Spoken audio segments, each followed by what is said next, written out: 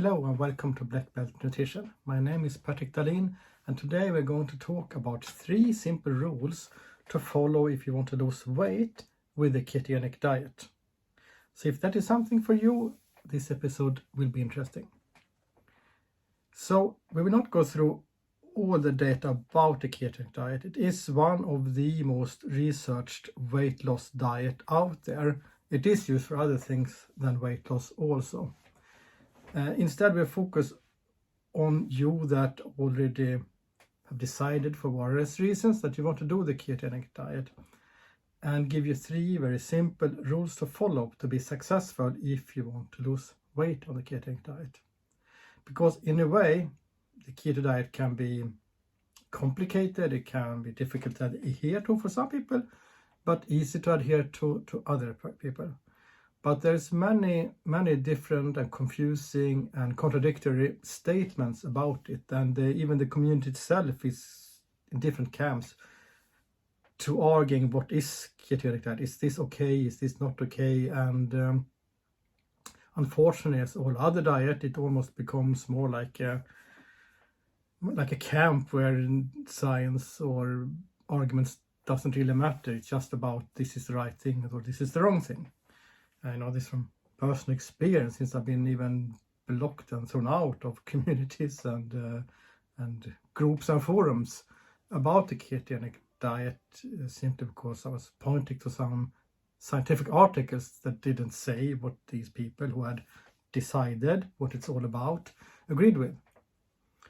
Anyway, so I will try to stick to just some very basic, simple principle so you can ignore all the noise that is out there. Because it has been around for a while, so there's quite a lot of noise out there. Number 1, cut the carbs. And that's all you need to focus on. You don't need to bother about how much fat you eat. Some people say you need to up the fat, you need to eat this much fat. No, you don't, you just need to cut the carbs. The fastest way to get into ketosis is indeed to not eat anything.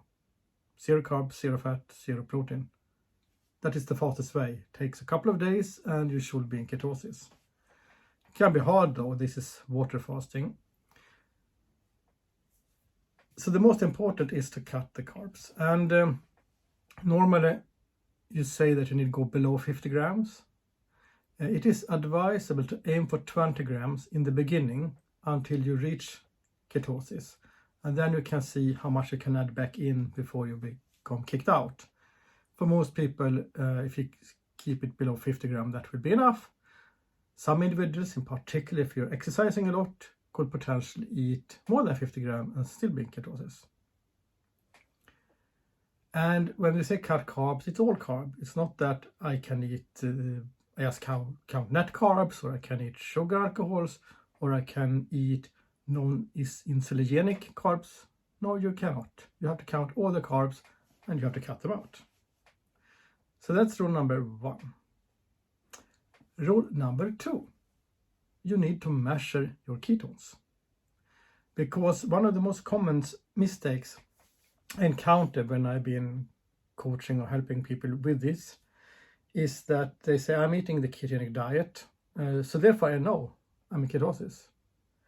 But if you aren't losing weight, one of these could be that you actually are not eating a ketogenic diet. Not in relationship to your body, at least. You're still eating too much carbs or something that is straight away converted into carbohydrates. And one good thing with the ketogenic diet is that it is very unique. It's the only diet you can do a simple test to see if you are in ketosis or not. If you follow paleo diet, vegan diet, South Beach or high protein, whatever diet, you or your coach or mentor cannot do a simple test to see are you following the diet or not. You can't see if this person is 100% vegan or not. You can only ask them what you eat. I eat vegan things.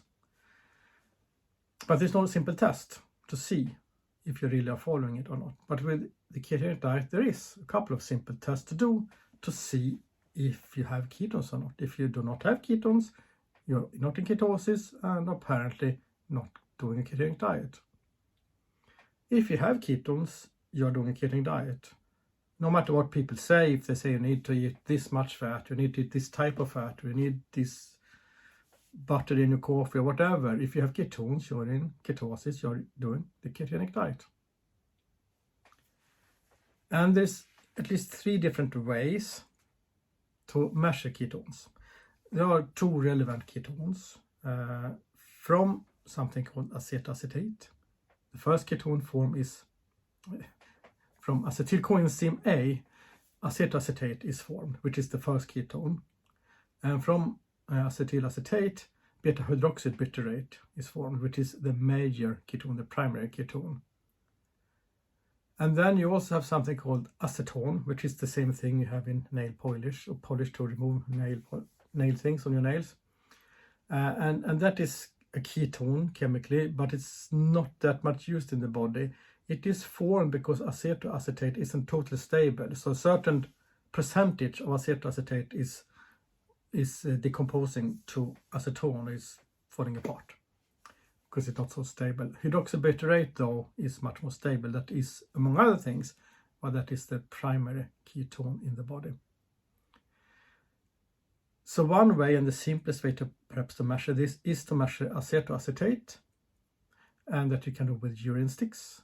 And if you do that, they need to be red, really dark red. If they have some other color, you need to be at the maximum of that color. Because if you are somewhere halfway there, maybe at the level 4 on this scale, on a scale from 0 to 8, you have some ketones, yes, but you probably do not have any beta-hydroxybutyrate yet.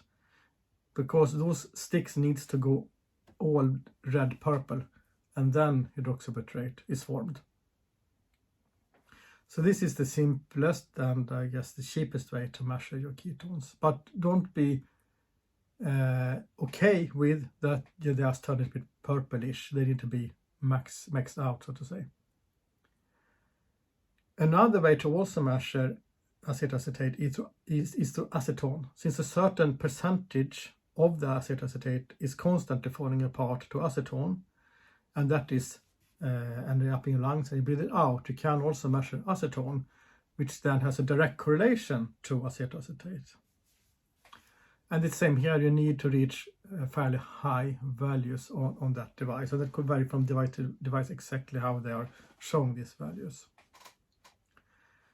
The perhaps best way to measure it is through beta-hydroxybutyrate, but then you need to stick your finger and draw some blood. And it also costs more to do this, to buy it, than every time you test. And the reason for this is that if you have beta-hydroxybutyrate, you also need to have acetoacetate, since beta-hydroxybutyrate is formed from acetoacetate. That is the downstream chemistry.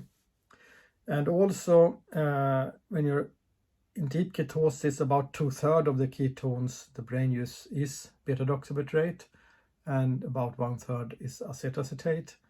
And it also uses some sugar still, yeah, but a relationship between the ketones.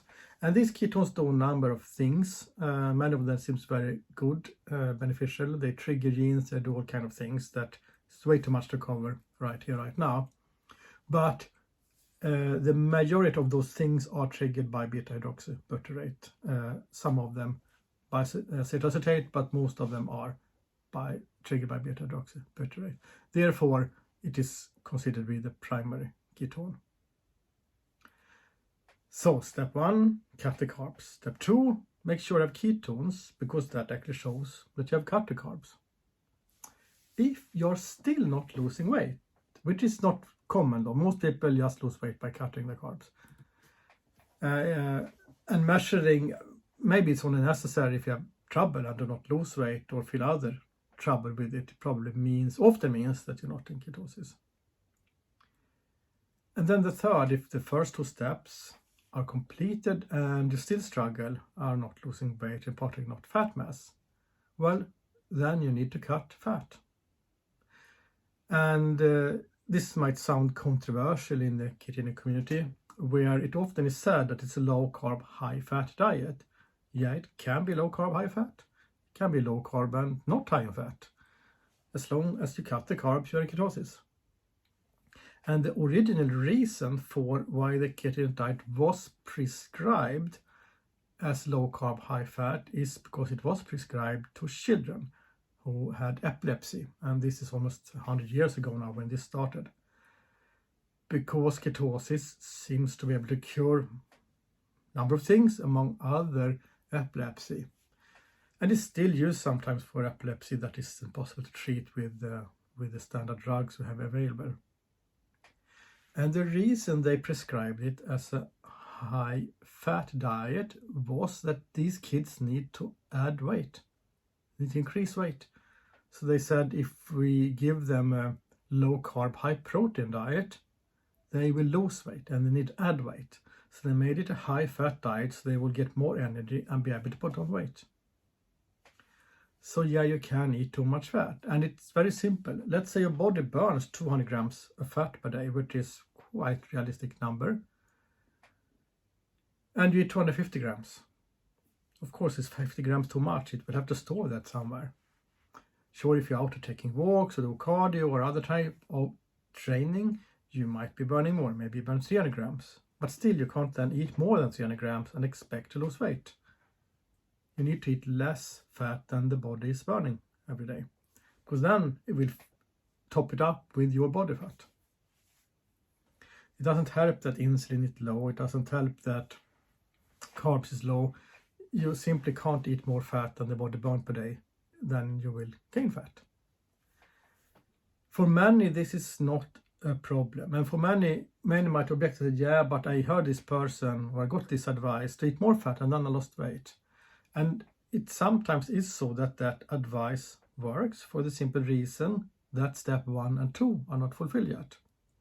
People have not cut enough carbs. They haven't checked for ketones.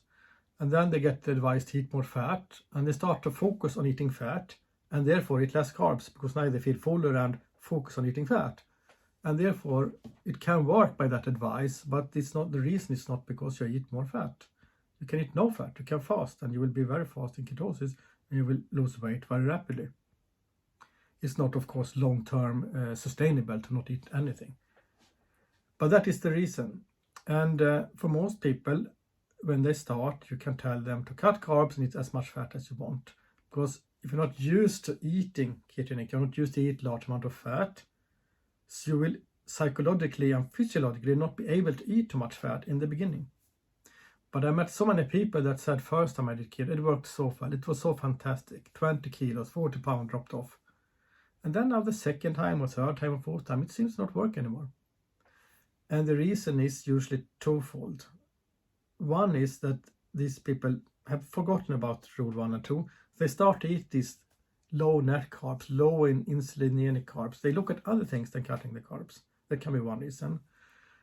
And the other is that when you have done this for a while, you become good at finding food with high fat in them. In the beginning, you can't eat high fat. You're not used to it. It feels strange. You just don't eat so much. But when you get used to it, you find the energy-dense food that tastes the best they can do to be keto. And you get psychologically and physiologically adapted. So you can eat more fat. Your stomach doesn't crash. It usually does that in the beginning. So therefore, you will consciously or unconsciously limit the fat intake, even though you're told to eat as much as you want. It only works in the beginning when you cannot eat so much. You do not do it because you're not used to it.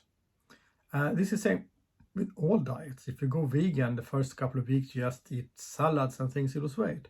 After a while you start to find this, oh, but look, this cook is actually vegan. This donut is vegan. This, whatever it is vegan. High in energy, maybe it's processed food and so on and so forth. So you start healthy with all the veggies and everything, but then after a while you find the more energy dense food and suddenly it doesn't work. It's the same pretty much for all diets. The same for keto. In the beginning you will eat the whole food and you just can't have that much butter on the meat. You're not used to that. You just have whatever you're used to, and then it will work very nice.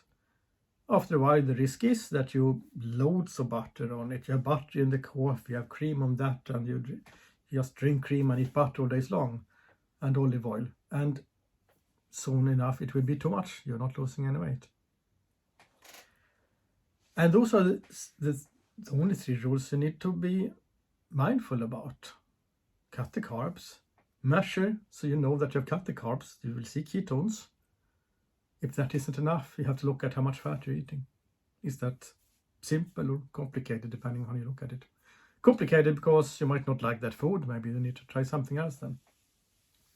But if you like this food and can sustain it, then yeah, there are some other things to think about regarding salt and things like that. But this is just a very simple, straightforward video. I will do some other ones with some other traps you can fall into. So I hope you take this advice and that they are helpful for you. And please share the video, like, subscribe and everything. I will come out with more videos about ketosis, but also other things as always. But I have a few ones prepared already for ketosis. So if you like this one, you will get more of this stuff. So please subscribe so you don't miss them out. And thanks for watching today. See you soon again.